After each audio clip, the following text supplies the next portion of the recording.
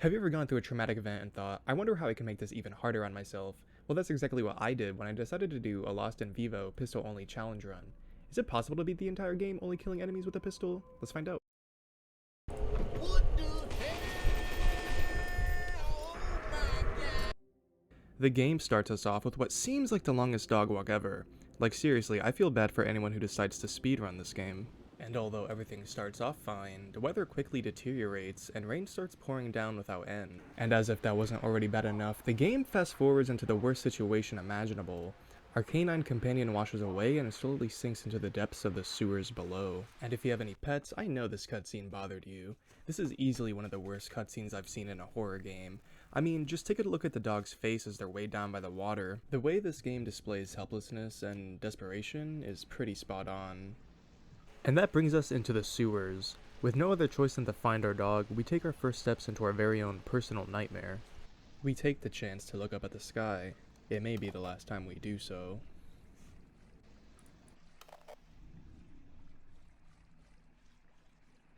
As we trek through the sewers, we whistle for our dog. Following her barks, we traverse deeper and deeper, catching our first glimpse of the madness before us.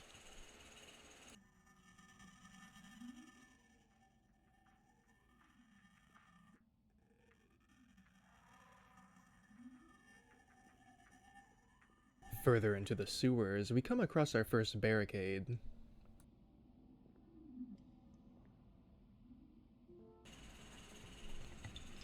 I know what you're thinking.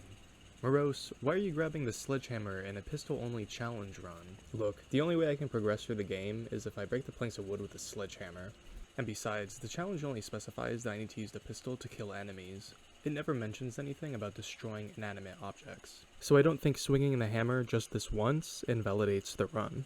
Either way, this is the only time anything other than the pistol is used throughout the game. We continue walking, passing through wet sewer corridors and less than welcoming concrete hallways. Within these hallways lies our first encounter.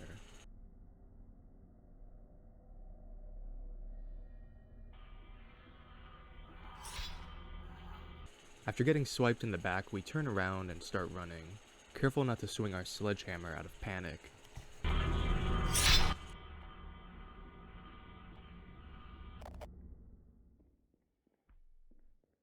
Our narrow escape is followed by a brief interaction with our dog. As we approach, however, the hallways make a mockery of us, and deeper we must go. We enter a lit room with a hole in the wall. Besides the hole, writing on the wall says, "Abandon all hope, ye who enter here." A quote from the Divine Comedy, Dante's Inferno. This is the message that is seen at the gates of hell, a reminder that once you arrive, there is no salvation, there is no hope. It is here where we must ask ourselves, what the hell are we doing? Are we really gonna climb through this hole, let it take us wherever it leads, and expect to find our dog? Yes. You see, we have two choices. We could turn around, retrace our steps, and leave our dog behind. But the guilt and shame of abandoning her wouldn't really let us leave the stank place. On the other hand, we could face our fears and put one foot in front of the other.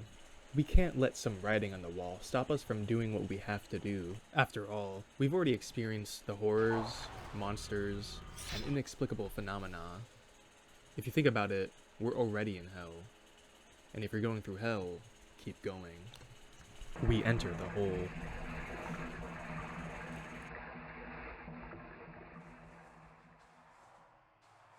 Once inside, we come across an abomination.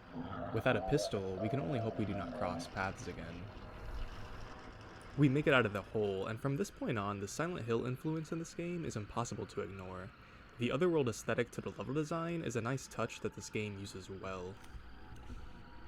Take a look as we drop down and become surrounded by walls riddled with rust.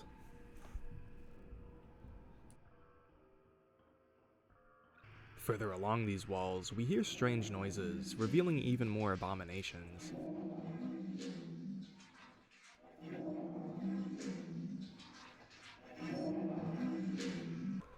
Although locked in their cells, as we walk by, we get the feeling that they're not the ones trapped here.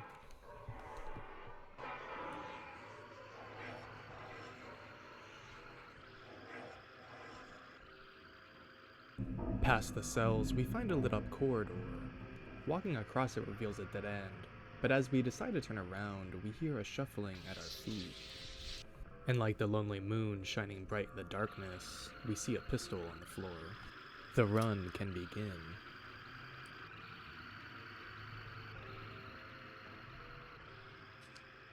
With the tool of survival in our hand, we are guided by a vision of our dog. As we approach, however, we're brought to another room in the blink of an eye. It is clear in this room that we are safe. The warm glowing orb allows us the chance to take a deep breath before eventually returning to the horrors waiting for us on the other side of the door. Before we leave, we take a good look at the statue. We don't know who or what it represents, but it radiates a protective aura. We hope there are others like it. We then step outside. Back into the now familiar sewers, we look for a way out. We find an inclined pathway leading towards a welcome transition into the metro.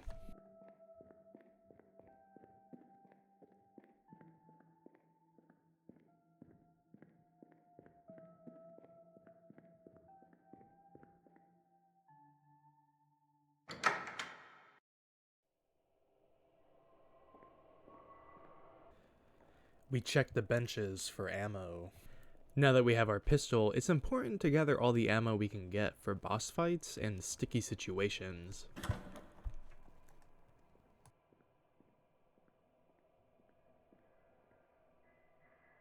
After checking out the movie poster, which is honestly an impressive detailed design of this game, we head to the lower level, choosing the staircase to get our daily steps in.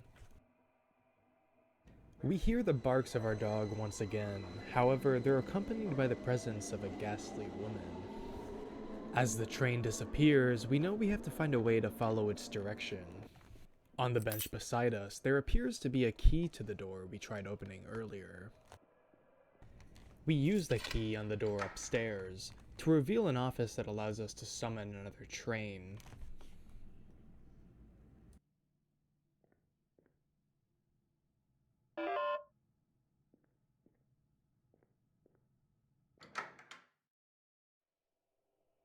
After opening the station, we head downstairs again and make haste on our departure.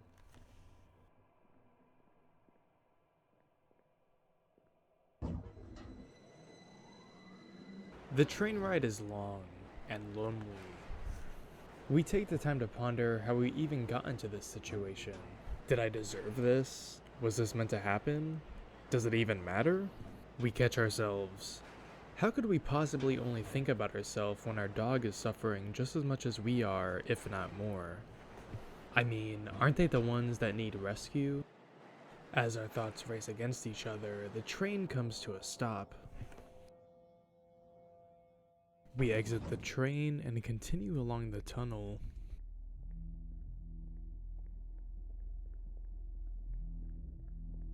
The tunnel leads us into the next station, and among the station is a red door. The warm echoes of this door lure us in, and we find another statue. Among its presence, we feel safe and take the chance to rest. Concluding the first part of this series. You may have noticed that this is the first video of this channel, so if you made it this far, thank you. If you enjoyed the video and want more, don't worry. By the time this video is published, part 2 will already be in the works. Until then, see you next time.